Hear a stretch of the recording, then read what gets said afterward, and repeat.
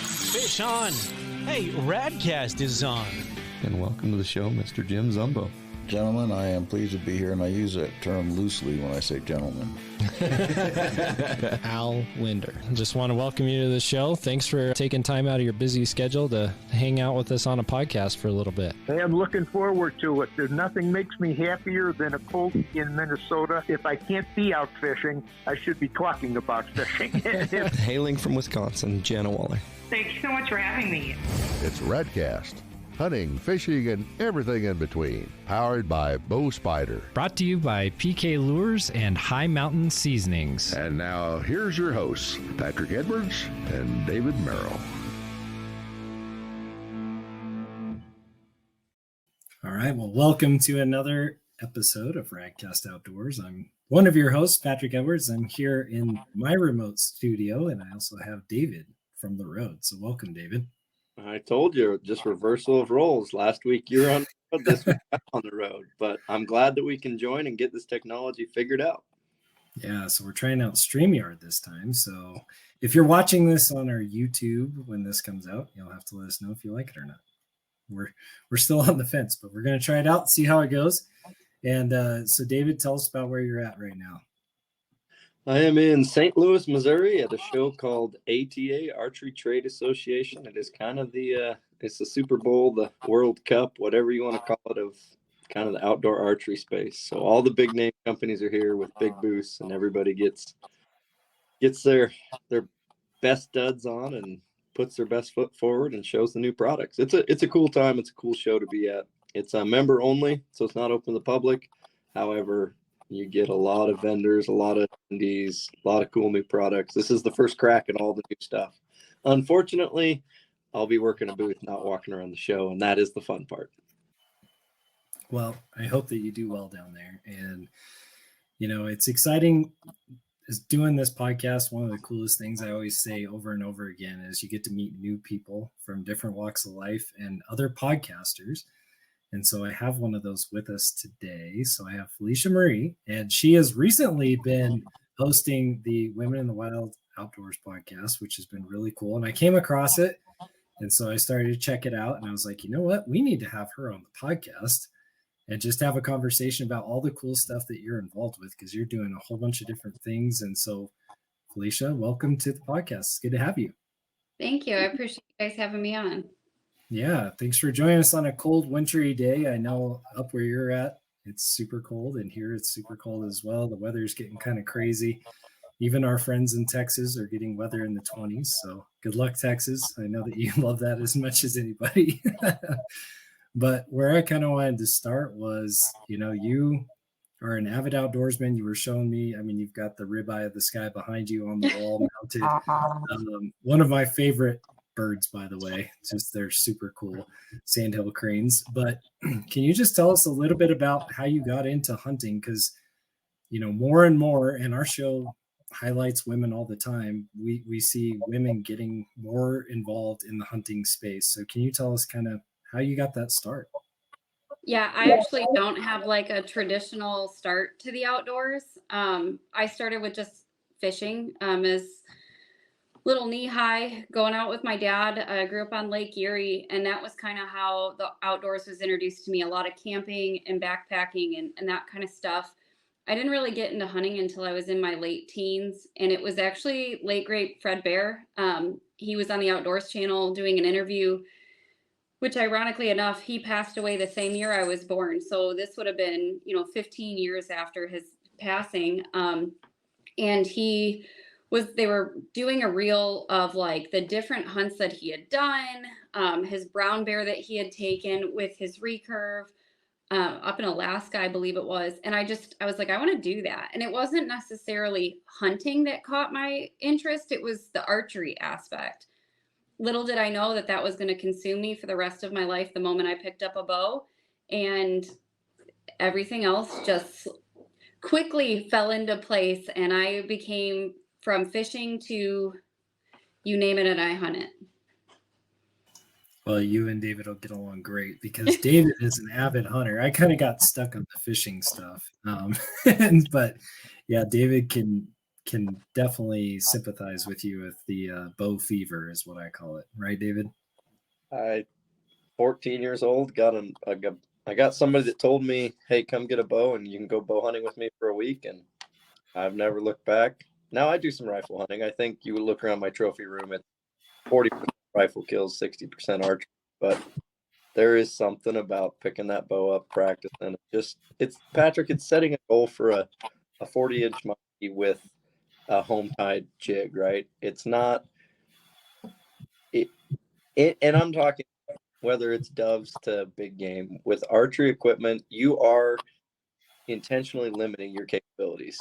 And so to do that, you've got to be on top of your game if you want to be successful. And there's a little bravado and ego of macho-ness, but when you cut through that jargon, it's down to you, nature, and how you perform. And every year you're up against yourself. And can I do better than I do last year? One thing I will say is it's a game to you and me. It's life or death to an animal.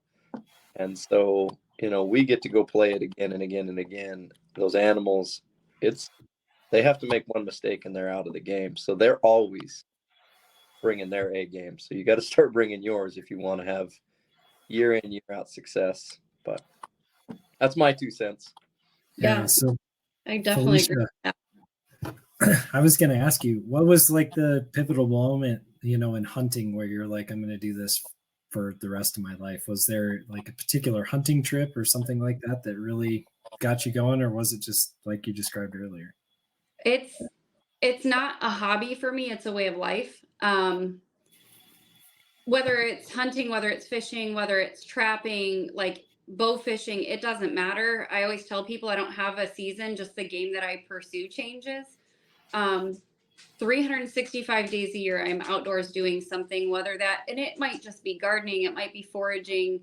I have a tracking dog, so doing my part in that of taking them out on blood trails or training her for morel mushrooms. It's just part of who I am. It's in my blood. It's not just a hobby. I didn't get into this to go anywhere on social media with it. I didn't even do it to make friends. Like, it's just who I am. And for many, many years, I would say for at least almost a decade, it was a major part of my life. And I'm not a spring chicken, right? Like, social media wasn't a thing when I started. Facebook was just coming around. I didn't feel the need to post about my excursions on there. It wasn't until probably with like the last 5 years that I actually started talking about hunting on social media, showing what I was up to. It's always been a passion to get out there, but it was one of those things that was super taboo for a female to do it. And once I started showing that on social media, I realized that there was so many other women that felt that same way. And then in 21, I started Women of the Wild, and it was like we opened Pandora's box. Within the first like 2 or 3 months, we had 3,500 women in our private group that were true, like, active profiles that wanted information. They wanted to be educated by other women. They wanted to share experiences. And from there, it's just erupted into this wonderful sisterhood and support system, whether it's men, whether it's women, whether it's getting kids outdoors, supporting our veterans. Like, it's an everyday piece of life now. You talked about getting all those different groups, and I was reading, the questionnaire I sent out to everybody just to kind of get the background. But you have First Hunt Foundation on there. Obviously, you're working with veterans and kids and all different types of people. For you, what's your favorite? Like, if you could pick one hunt to take somebody on, like one of those groups, like, is it a kid? Is it taking a veteran? Like, what's your favorite? Or do you have favorite parts about them for different reasons? And you can share that too. I do. I love getting our youth out there, right? Like, our youth is our next generation of conservation. Without them, all of this falls. So educating them and providing that opportunity, driving that passion for them is one of the biggest things that I do that resonates. Doing any type of mentorship with children, plus that joy and excitement. When it comes to women, their first harvest, they are the most, I don't care if it's a squirrel, it could be trapping a raccoon. It could be catching a sturgeon. Like the excitement that women bring, that to me is what drives a passion for me. Like I don't ever care if I harvest, if I get to watch women harvest for their first time for the rest of my life. Like it's very validating to know that you're helping these women experience these things. And I tell people all the time, I almost feel selfish because of the amount of enjoyment that I get from watching other people enjoy something like that for the first time. But then my female veterans, we do typically 2 to 3 events every year that are 100% sponsored. So the veterans, all they have to pay for is their licensing and traveling. But that camaraderie, those women who don't necessarily want to accept a position on an event, like they feel like it's almost like they feel they don't deserve it, that they don't want to be showcased for that, kind of keep it like under the radar. They are the most humble women I've ever gotten to experience a field with. So they all just have their own thing. I love seeing, the biggest one that we've been doing is family hunts. And my favorite is seeing these women that I have mentored who now have gotten so into the outdoors that now they're getting their spouses that never hunted into it and seeing them come out. And then it becomes the whole family. I've always had the saying, you take a man hunting, you've taken a man hunting, you take a woman hunting, and you've now brought a community. And we have really showcased that. To me, that's the best thing that we can do. The more hunters we have, the better conservation efforts we have. Yeah, you talked about seeing a woman harvest their first animal. So I got to see my 14-year-old daughter harvest her first animal this fall. She harvested a beautiful cow elk, and man, that was unlike anything I've ever experienced. And I loved it so much. I mean, she was so excited, and just just that moment will stick with me forever. It's probably one of my favorite moments in my life. It was just really, really awesome to get to experience that with her. So I can feel like exactly what you're talking about with that. It was just something extra special for me. And I know David's been a part of some of those too. He got to take his son for his first big game hunt this last year, and he harvested too. Right, David? Yeah.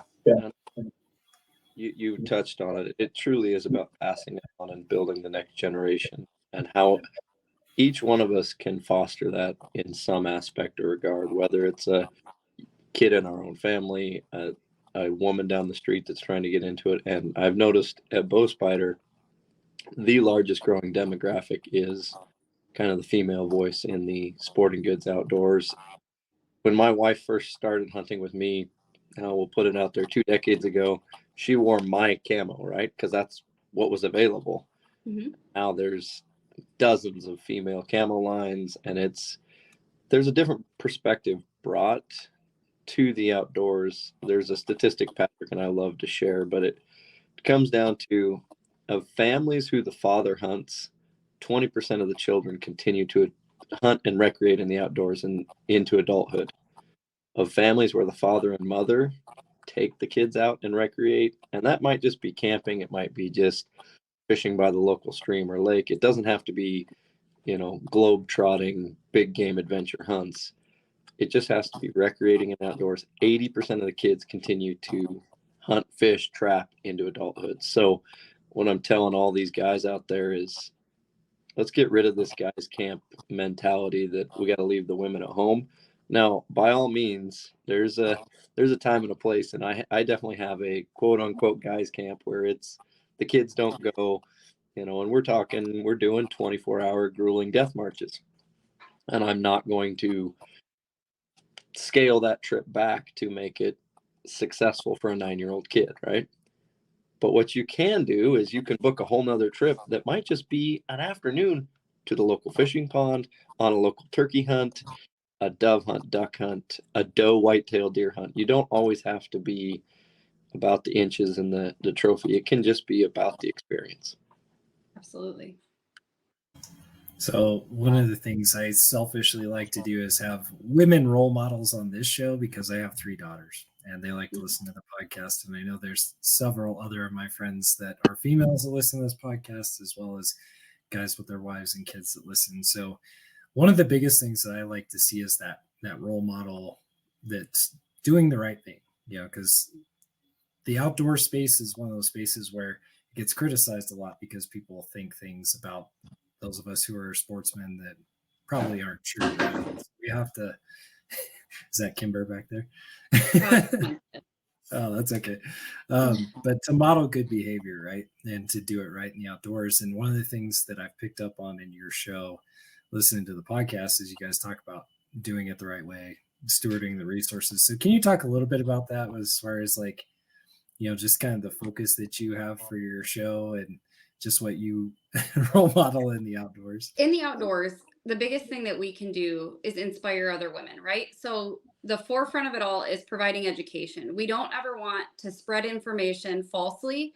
We want to make sure that we're giving a good foundation to every person, male, female, child in the outdoors. So to me, that's where it all starts, is being honest, being concise, and being completely transparent of how we're doing these certain things, the good, the bad, and the ugly, right? Because people always see that highlight reel where everything's always perfect. That's not life. That's not reality.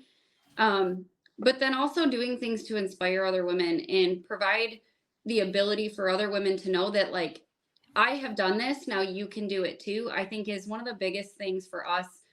Providing role models in our situation is showcasing to women that there's nothing that is going to limitate you. I took a woman this past year, well, last year now, since we're in 24, 8 weeks pregnant, 4,000 feet elevation on an aoudad hunt, and she shot a ram. Tell me that you have limitations, because you don't. Like, you have to dig deep and find those, and sharing those stories, sharing these. We do a lot of showcase pieces on women all over the world, because a lot of women get kind of stuck in their head of like, I can't do this. Why can't I do it? But then they see another woman do it and they're like, oh, wait, I can do that. So to us, that's like a really big piece to this, but also proper ethics, doing the right thing when no one is looking. That's a really big thing that we enforce. And that's just kind of our motto, is making sure that transparency is key, and education and inspiration are the forefront of everything that we do, providing opportunities. Like you said, with our podcast, we do trivia now. And that the whole mission to our monthly trivia is to provide education in a fun manner so it retains, because you can sit here and you can read regulations and you can hear all this, you know, you hear it, you see it. If you're not experiencing it and don't have some way to like resonate with it, it might not stick. So by hearing other girls' voices that sound familiar, or the laughter, the play, for them to play along with us, we're in hopes that these girls will retain that information. And ultimately, if you learn something new from one episode, then it served its purpose. Right. I hope I answered that. I was distracted. So what are some things, two-part question, what are some things, some ethics situations, and how people can do to, I guess, mitigate them, right? Because ethics in the field can be, we're not talking illegal activity. I'm just talking what's ethical, unethical. And then another one is, as these younger girls are putting some of this stuff out on social media, I've noticed if I put a dead animal on social media, you know, I receive very little hate, but the women tend to receive a lot more hate. So what advice would you give on, or situations, how to mitigate some ethics situations, and how would you also mitigate people who are attacking you online for social media posts that are ethical and conservative and correct? So I'm going to actually answer that a little backwards, because first of all, everything that my response will always come back with education. So if you have people who are coming at you with, you know, why are you doing it this way? Or like, you know, why would you shoot a spike? That kind of stuff. If it's a trophy to you, it's a trophy to me. And I feel that at the end of the day, most of these people, you're either going to win or you're going to educate, or you're going to lose or you're going to educate. You're never going to win. So if somebody already has their mind made up, the best thing you can do is come back with education of, you know, why I did it this way. Maybe taking a step back and realizing where they're coming from. This year I had a pretty awesome one with my monkey from South Africa. I had posted a vervet monkey, and I posted it with education. I'm not sure if you've seen it, but posted a vervet monkey of why it was harvested. A lot of those attacking comments of why would you shoot this cute, cuddly creature? And then all this spew of false information about, gosh, I don't even remember some of the reasons, but it was like that we steal them from their moms and they go into like this trafficking. And I said, the reality of it is, okay, we all have this false conception here in the United States that these monkeys are cute, cuddly teddy bear kind of things. But the reality of it is they're no different than like a raccoon is to us, only they rip your shingles off your house, right? They're causing crop damage. So I guess to shorten that answer, because I could go into this for hours, to shorten that answer, education is key, providing that out there. I think that is what mitigates most of it, because people come from, I don't want to say being naive, but in all reality, that's what it is. They're naive to the fact of why somebody else does something in a manner other than the way that they think it should be done.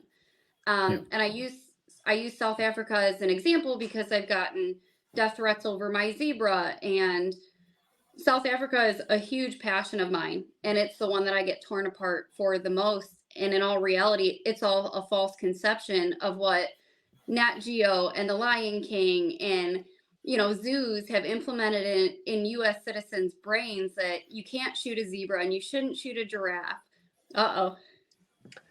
I'm not trying to hijack, but there's a point to make, and there's two places on the planet that wildlife populations have increased in the 21st century. One is North American continent, the other one is South Africa, and both have implemented the North American wildlife conservation model. South Africa's done it their own way, but it's important to point out to these people who are out there screaming, you shot a zebra, you shot a monkey, you shot this, you're taking this fish out of this body of water, you're the bad guy. They need to get off their moral superior high horse, because they're not correct and their horse is non-existent. And they need to look at the numbers, the facts, the science, and the data that points to, and we could go on this for hours, but bison, whitetails, turkeys, elk, and then let's look at zebra, lions, elephants. Scimitar oryx. Yeah. Literally a population that was wiped out in South Africa. And here in the United States, our Texas breeding programs are what brought the scimitar oryx.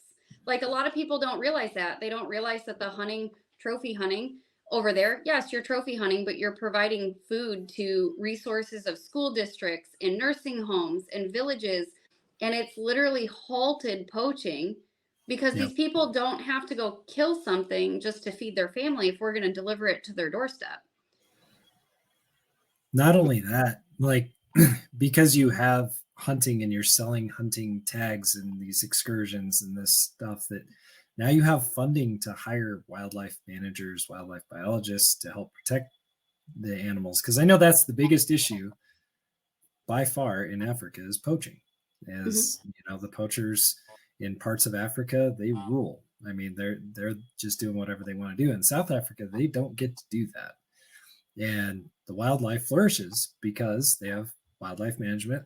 And to your point, people are being provided with food. And I think that, we just did 3 very interesting podcasts on wolves and talking about the effect of wolves and plus minus all the different things. But there's a significant section of the country that believes that wolves are just the cuddly little puppy that they see on the Disney movies, and they don't realize they are killing machines, and that's what they do. Just like in South Africa, lions are killing machines and they are very good at it, and so they have to be managed just like anything else. And so there's just a lot of misconception from people on what hunting does to regulate and help manage populations, whether it be predator or prey populations. It doesn't really matter.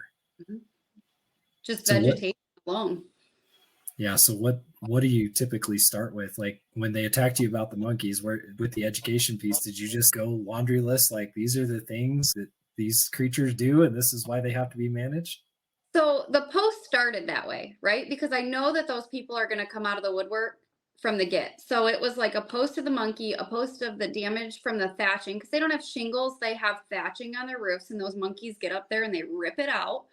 But it talked about the agriculture destruction that they cause, disease that can be spread of overpopulation, just the fact of management. Like, I don't care if it's a squirrel, a rabbit, a whitetail, everything has a purpose to be managed, right? Whether that's coyotes, zebras, impalas, doesn't matter. Every animal on this planet needs a form of management. Otherwise, those populations can exceed. Perfect example, elephants in Botswana. They start dredging out such a path in the earth that the earth can't sustain past that. So everything has an importance, right? And that's why we have CITES permits. That's why we have licensing and regulations. To me, as long as you're being ethical and doing it in the manner that is provided by that CITES or that law or that permit, you're good in my book. I'm not going to judge you for what you took. So I do have a hard time with that when people come back with stuff like that. But in this particular case, all you can do is educate. They don't want it, and you can tell that in the first comment. So typically I won't even engage. This particular comment, I was referred to as a rich white girl that was just over in South Africa. And I said, honey, if you think that's the case, I said, I hate to break it to you, but I'm middle class just like everybody else.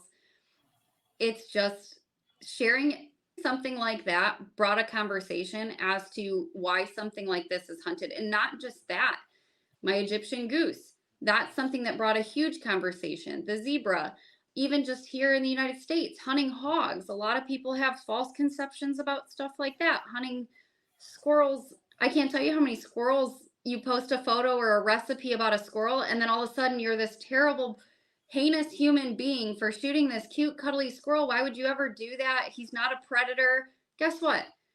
They need managed too. So it's just, that's how I handle everything, just education. I take it with a grain of salt most of the time, and I gauge my audience. If it's someone that I feel that I can educate, I'll engage and I'll provide that education. If it's someone that I know it's some greenie coming at me and they're just here for blood, I'm not going to engage. I don't need to hear how the terrible things, like, I'm not really sure where our world flipped, where it's okay to threaten a human being's life over taking an animal's life. I won't engage in that. I don't support it. And I think that a lot of times they're just looking for a reaction. So to me, to listeners, you got to kind of know your audience of how you're going to respond. But arguing back is never going to work for you. Nobody wins. They have more ammunition against you of why you're this terrible person in that sense. But I just always say, kill them with kindness. Yeah. We had some comments on our YouTube channel about the wolves, right? And these people they weren't even coherent thoughts or comments, really. And I just said, thanks for your comments. Cause I mean, I don't know what else to say. Cause it's like, man, clearly I can't have a discussion with you because you don't even have a coherent thought pattern at this point. But, thanks for taking the time, I guess, so you're always going to have that. And I like that approach because there's so many people I see, they get into these verbal texts back and forth about it. And it's like, it just doesn't go anywhere because typically those people have their minds made up. Mm-hmm. Now, if you have someone who has a malleable mind and is actually like, why would you hunt a lion? Or why would you hunt a zebra? And they're actually curious. That opens the door to then say, well, here's why they do it. And this is why it's important. But it's kind of tough to get to that point. How do you have any tactics of how to get someone to that point? If you meet them in everyday life and you're having a verbal conversation, how do you get to that point? I have a really great example, and going back to the squirrels. In 21, I posted a photo of a squirrel, and it was me holding a couple of squirrels, right? And I had a girl that came on there, and it was like, you can hunt turkey, you can hunt deer, you can hunt this, and this. Why would you go for the squirrels? And I provided education. And literally the next season, I had her come out hunting. So it was all done privately, which I can really respect. If you're going to engage with me and you post a comment and then I comment back and then you message me, there's no reason to blast it all over social media if you have a negative perception on it, but let me educate you. And it's kind of neat story because it completely flopped. Somebody was like, I don't agree with this. Why would you do it? To small game hunting now. And I think that's where we succeed as hunters is we're too quick to jump the gun and fight back when not always fighting is what's needed. It's education. In person, I don't know that I have ever personally experienced anyone in person come out with like those attacking quote unquote phrases, but For the most part, everyone in person has been super supportive, but I feel like people kind of try to avoid conflict. Like everybody can be a keyboard warrior, right? But nobody wants the in-person conflict. Sure. I personally, I got a little bit of thick skin and I got a little bit of pit bull in me of where if that were to be done in person, I think I would handle it differently. Still with education, but more sternly. I would point out the fact that what they're calling out is incorrect, and this is why. I would still kill them with kindness. I would still be, this is what we are trying to do. People don't understand that as hunters, we are the number one contributors to conservation. Like to overlook that huge fact. And I mean, it's no secret hunting licenses has been on the decline. So providing that education, bringing these new hunters in, seeing that we can handle things and engage in an education manner is going to make it where people are like, oh, I can get into this. And you're going to draw more in. To me, that's kind of how I handle everything. Yeah. It was kind of fun this last year. I had some folks here from an Ivy League university, and I was having dinner with them, and I invited my buddy Art Lawson. He's the chief of the tribal game and fish out on the reservation here. And he's a good friend, just loves the outdoors, loves hunting, loves fishing. And he joined it. The conversation went to hunting on the reservation and different practices and whatnot. And this guy from this university couldn't wrap his head around, like, why would you kill anything? But he just couldn't understand. We're sitting there and we're eating beef, and it's like, well, this animal lost its life so that we could eat, but we don't have any kind of story to go with it. And then Art just kind of went on this thing talking about the heritage of how humankind have been hunting for as long as history, and the reason why we do it, and how it's supposed to be a community thing, and how hunting brings us closer to who we really are as people by doing that. And it was cool because his perspective has changed now, because he's like, okay, now I understand it. But I mean, when you get somebody from a big city, they typically don't get it because they've never had to experience it. They've never even had a remote thought of it. They just always thought it was just like they showed on Disney, just this guy blasting away in the forest and doesn't really care about anything. And that's just not hunters. Right. Yeah, it's that they're naive because they haven't been exposed. So providing them a kind exposure with welcoming conversation is what's going to draw them in, not seeing an argument. So that's exactly it, though, to have that conversation of, well, this is why. Or females, how you guys were saying about deer camps, right? That's actually how, for me, that's where Women of the Wild started, was because I wasn't allowed at fish camps. I wasn't allowed at deer camp. And I was like, well, screw you guys, I'll make my own then. Like, fine. So that's actually where it all started, was I was sick of being pushed aside. I wasn't allowed to go waterfowl hunting. I wasn't allowed to go to deer camp. And I said, I'll make my own deer camp.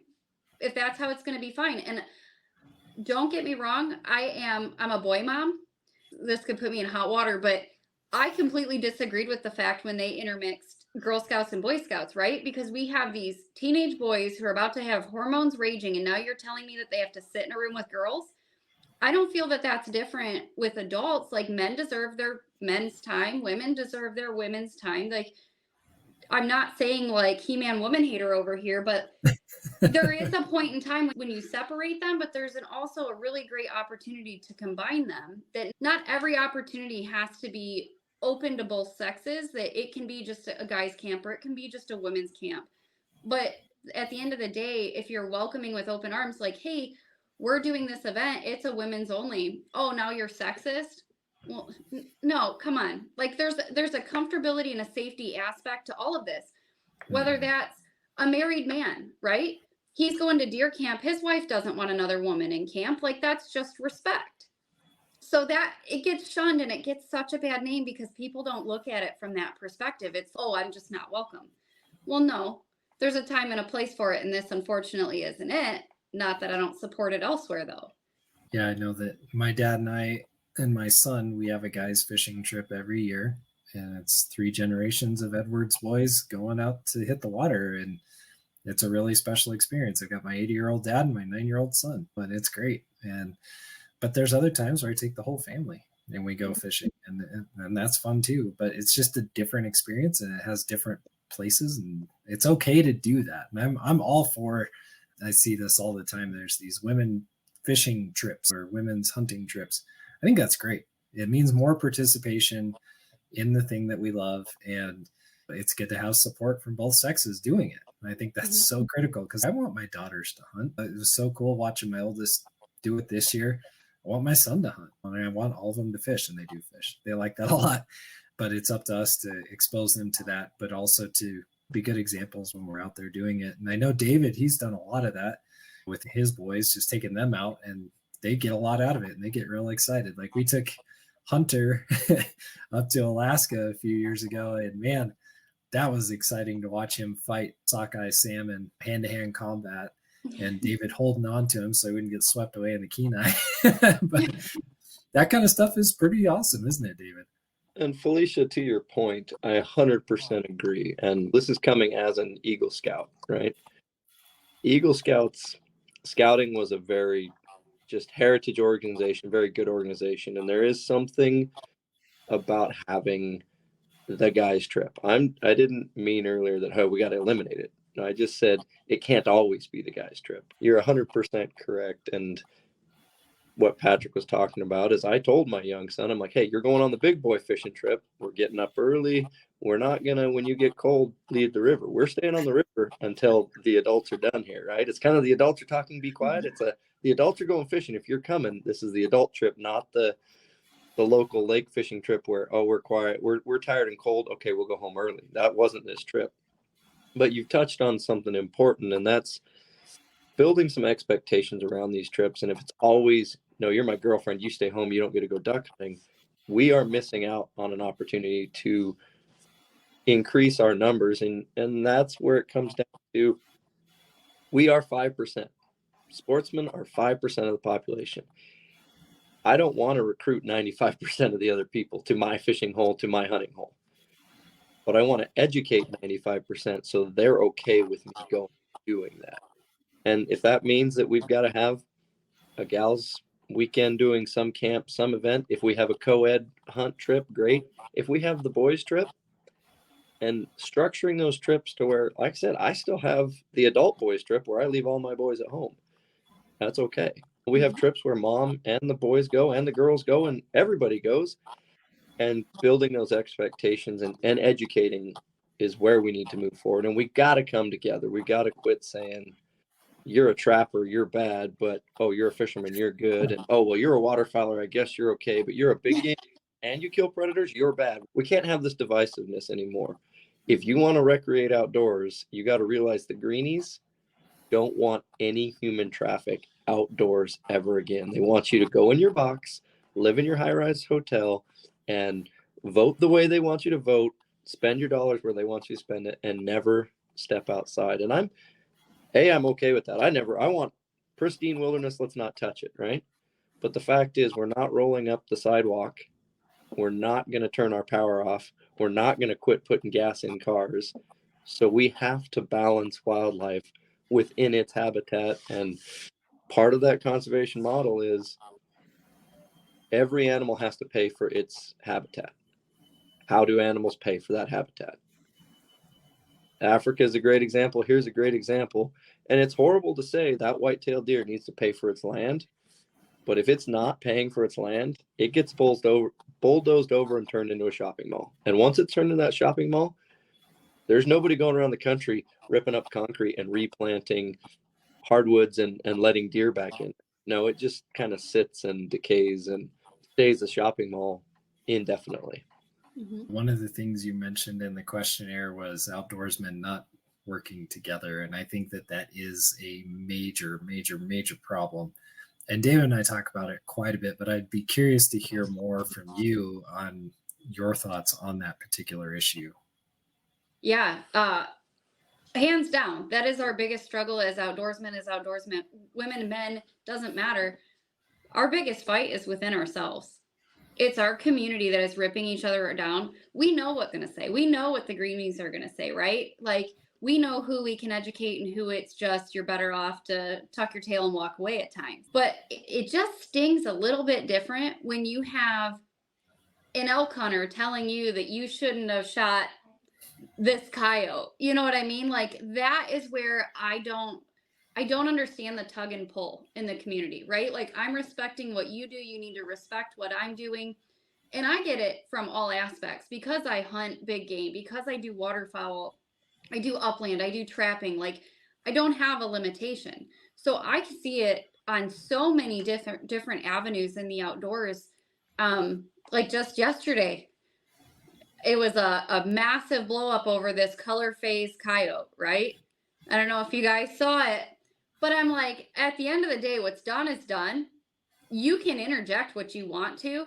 And I have a feeling that you know exactly what I'm talking about by the look I just got. But you can interject what you want, but what is it going to do? You're taking away from that person's harvest, right? You have a young kid who, for his very first deer, shoots a spike. You tell him, why would you shoot that thing? My dog's bigger than that. How dare you take that pride away from that child or a grown man or a woman or whatever? You can't judge how many times somebody was able to get out there. Maybe they were only able to do 1 or 2 sits their season. Maybe they're not sitting like 60, 70 days like I am. Maybe this is their one opportunity and this is how they're going to feed their family. Like, that to me is the war that we, for some reason, can't seem to subside past. Like, it just keeps dredging up, and it drives me absolutely crazy because to me, again, kill them with kindness. You light someone else's candle with yours. There's no reason why we can't glow brighter together. Just support. And if you don't like it, don't like their post. Don't comment. Like, it's that simple. It is that simple. It is social media. You don't want to follow them, you hit a button. Done. You never have to see them again. Like, don't ruin that for someone else. And with women, we see it a lot. And I shut those down immediately, whether it's on my page, whether it's on the Women of the Wild page or any of the other companies that I own. If I see any of that, you are shut down, you are blocked. I won't tolerate it. You are not going to stifle someone else's fire with your ego. Like, it's not happening and it shouldn't happen. And those people, you know, you get a message of, why would you remove me from this group? Well, because you were kind of an ass. Like, you can't treat people like that and expect that everybody's supposed to grovel on the ground that you walk on. Like, your opinion is your opinion. It doesn't have to mean that everybody has to abide by it. And I think in a community, I don't know when we came into this where like my opinion is the only one that matters.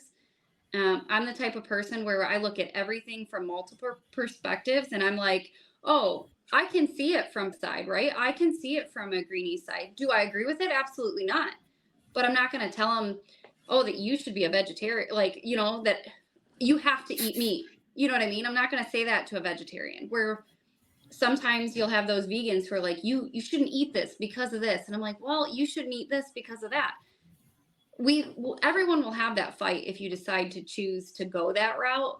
But to me, taking the higher ground, I can't even fathom. When you ask what drives me crazy, that's it. Because I can see things from so many different perspectives, but that is a perspective I will never understand, is why people feel the need to shame other people's harvests of any manner. I don't care if it's a fish and you want to say, oh, like it's not big enough, or like, who cares? They're proud of it. Be proud of it. Let it be. Yeah. The fishing groups on Facebook drive me crazy because people diss on somebody else. Oh, you should have blurred your background. You shouldn't have blurred your background. You should have let that one go. You're holding that one wrong. I'm just like, you measured it from underneath instead of over top. Yeah, I'm like, you're wasting so much energy right now. You must have a really sad life. That's what you're worried about. I was just like, wow. But to your point, though, it doesn't do anything to build that community and build that camaraderie that we need to have to perpetuate our sports, right? Like, it just does not do that. And unfortunately, it is vicious. And it doesn't matter whether, like, David's primarily a hunter. I'm primarily an angler. That's mostly what I do. It's really bad on both ends of it. And it's sad. Mike Tyson, great quote. And it's, I love this one. And I think about it all the time when I go read stuff. But social media has made everybody way too comfortable with saying things that they would get punched in the face for in person. And so you got to just take it with a grain of salt, rise above it, kill them with kindness. But remember, everybody's fighting a battle that you know nothing about, and you aren't equipped to fight that battle. So be kind is the moral of the story. to your point, yeah, if you see somebody shoot a spike, congratulate them.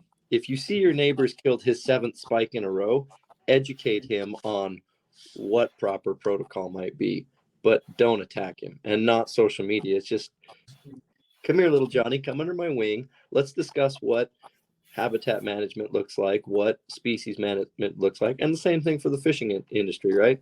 If you're always going to the same spot, and yeah, it's legal to take 21 fish, but you're just ripping them right out of there. If they don't need to be out of there, maybe you should take 3 this time, right? And if you're using all 21, great. But if there's a slot limit, don't be pushing the edges of the slot limit a 1/4 inch each way because you're greedy, right? And so there's a balance. In hunting, I can't tell you that, well, you shouldn't have shot a spike, or you shouldn't have shot a doe, or you shouldn't have shot this, right? If there's too many does, we need to pull does out of the population and quit being the bucket biologist, and let's listen to the biologist and let the guy that's hired do his job. So what would you pass on to some young girls, some thoughts and experience that you've had in the outdoors so that they can be successful?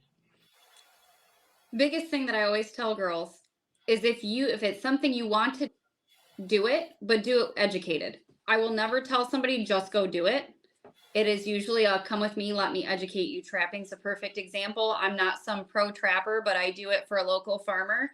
It's our way of trading hunting land, right? Like, I do work for him. I get land to hunt. I can guide on it. I can take my girls on it.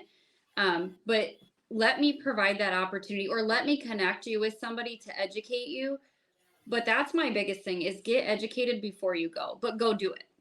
Educate and go. Don't let your mind limitate your heart. I think that's something that I see a lot of women do, is they get too far in their head of, there's no way I could do this. I've taken women into the mountains where men have given up. Don't tell me that you can't do this. If you have the drive and you have the will, there's nothing that you can't accomplish. Whether you're a man, woman, youth, if you want to do it bad enough, there's a way to get it done. You just have to have that within you, and that fire and that go and that grit. Find it, and then let's go. But do everything ethical, please. That's one thing that is a big thing that I push. This is probably my biggest phrase to my children, that I could probably call them in here and ask them what I say to them all the time. Ethics, doing the right thing, even when no one is looking. That to me is the biggest for any outdoorsman or woman that is getting out there. Please make sure you're always doing the right thing, reading your regulations. Just on a hunting trip this past weekend, and we had some game wardens in. There was a conflict in the regulation of what was legal, what wasn't legal in transport. Knowing your laws and regulations, not knowing them and being naive to what those laws are is not an excuse, right? It's not. If you don't know them, it's not, oh, shucks, I didn't know. It's too bad, here's your ticket, which in some states is massive. I brought up a regulation with transport that it was like, it was the wing to head, right? Where you have to leave a wing on for transport. And I said, in actuality, you can leave the head on as well. And I provided that documentations, because even the game wardens were like, I don't know about the head. So I pulled up Texas Parks and Wildlife and showed it to them. And they were so thankful. But that just goes to show that even law enforcement doesn't have the answer all the time. Yeah. But you as the hunter need to have that information, because if there is a discrepancy, if there is a dispute, you have to show where that information came from.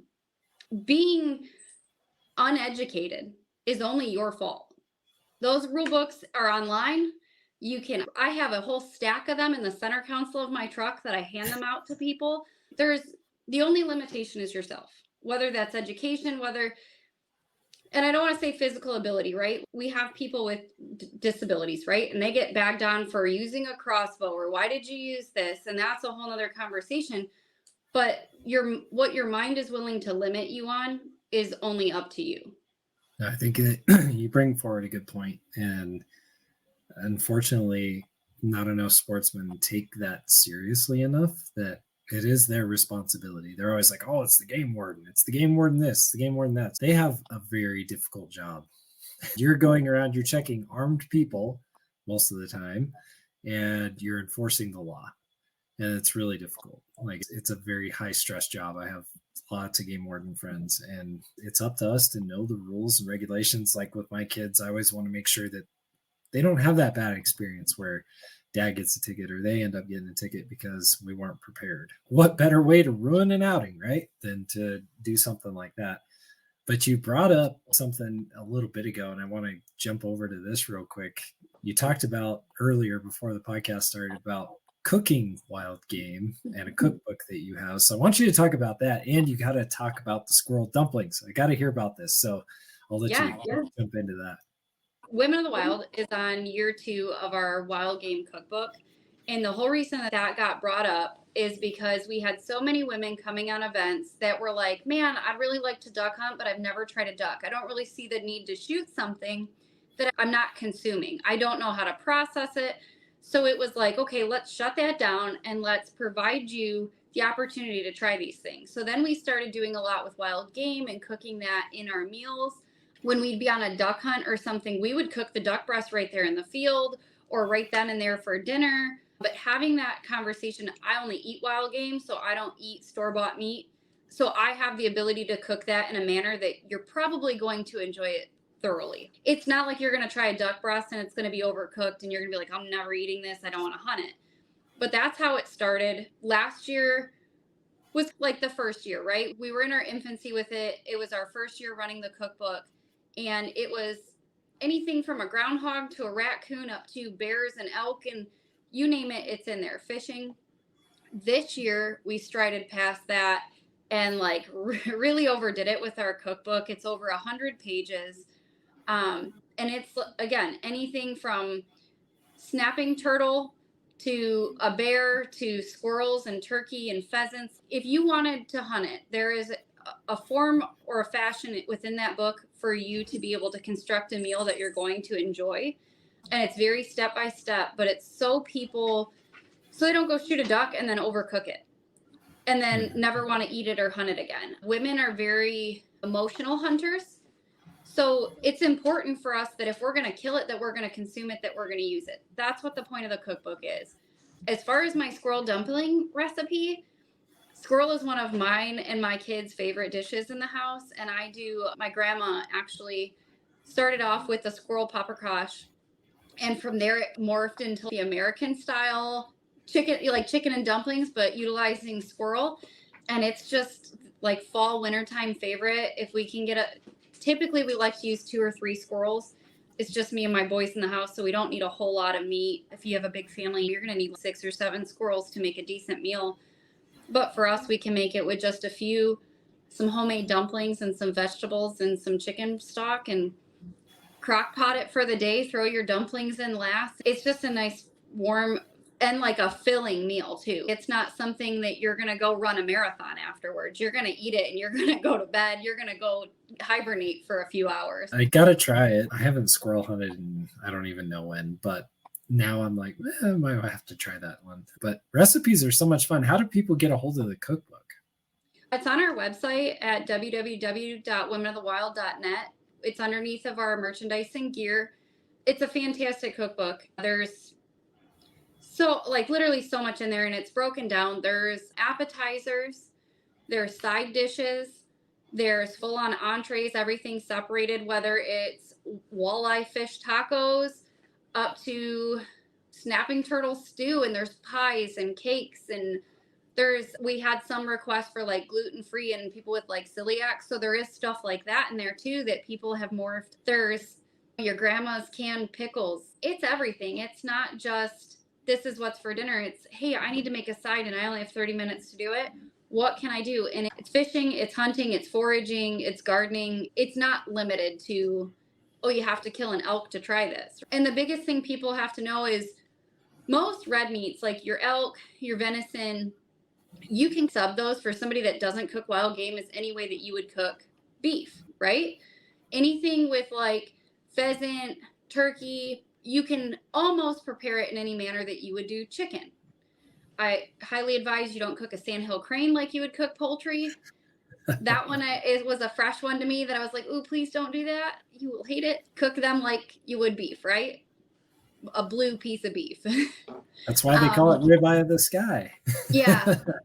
I had somebody that asked if they could take the full bird home and cook it and roast it like a turkey. And I was like, I wouldn't say you can't. And I don't know anybody that has done it, but I wouldn't waste that kind of meat on that. But so this year for the 2024 cookbook that'll come out for the 2025, we're doing one even better, right? We are going to go into processing. We are going to start teaching people how to properly quarter their animals, what meat that they could possibly be missing. Sandhill cranes are one of my favorite, that people breast them out and that's it. No, take those legs, take those hearts. The heart on a sandhill crane is the absolute best piece of meat. To me, it's one of my favorite. The heart on every animal. People don't even think that you can eat that. We're going to talk about the utilizing of tongues and liver. Just there's so much meat that can go to waste because people don't know. So we're going to educate them on that, and we're going to provide that opportunity for them to get that education from the cookbook coming forward too.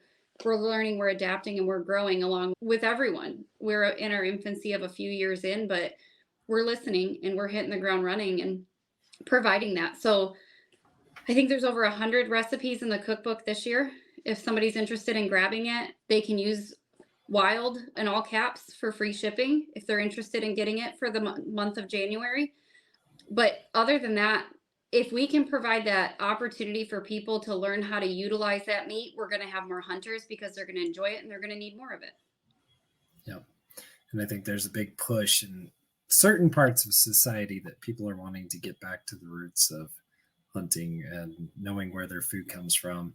I'm actually listening to an audiobook right now called The Comfort Crisis. And the guy really talks a lot about dealing with adversity and tough hunting situations and understanding hunting. And it's a fascinating book so far, but talking a lot about what you're talking about. And I got to say, it's been really awesome having you on the show. And how do people follow you, see what you're doing, support what you're doing? Tell everybody how they can do that. I would say the biggest thing is Women of the Wild. Women of the Wild on Facebook, Instagram.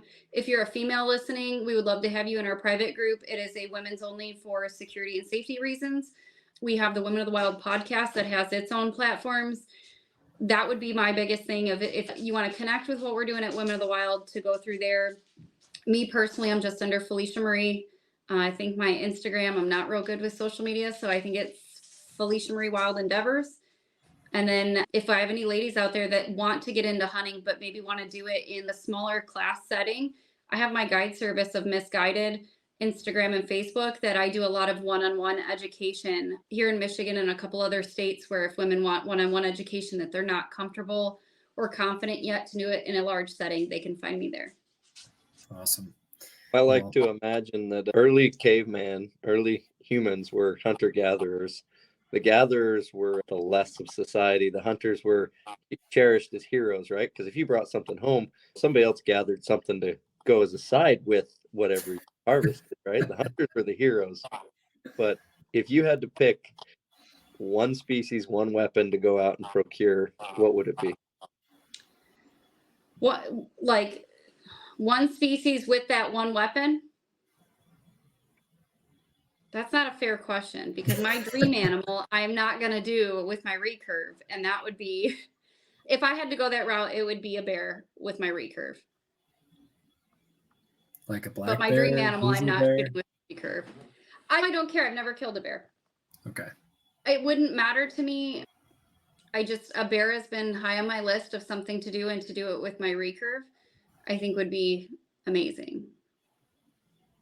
Bears will eat you, but the equipment for bears, having harvested some with a rifle and a bow, bears are not as tough as elk or moose, right? They're actually, now they're strong and they will eat. Oh yeah. But you already have plenty of poundage and adequate equipment to harvest a bear with your bow. Yes, I've been bear hunting. I'm just super selective, and I won't take the little guys. But I don't need one. So that would be my ultimate goal. But if you really want to get into ultimate goals, ibex. I'm going to go over to Pakistan and shoot me an ibex. That'd be cool.